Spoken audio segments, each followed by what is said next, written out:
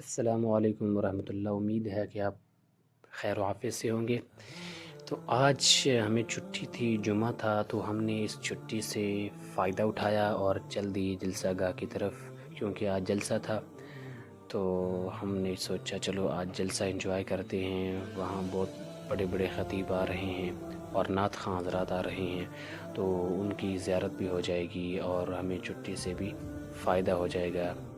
तो ये देखें, रास्ता ख़राब था लेकिन हम अल्हम्दुलिल्लाह गिरते गिरते बच गए।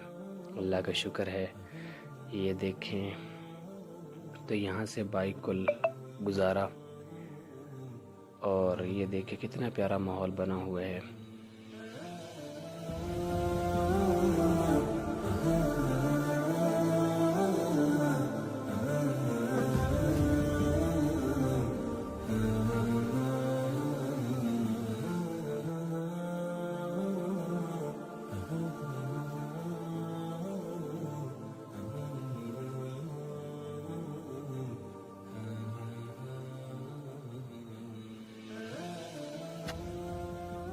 तो खैर हम पहुँचे दोस्तों के पास और उनसे मुलाकात की और गप्पे शप्पे मारी और बहुत ज़्यादा हमने बातें की।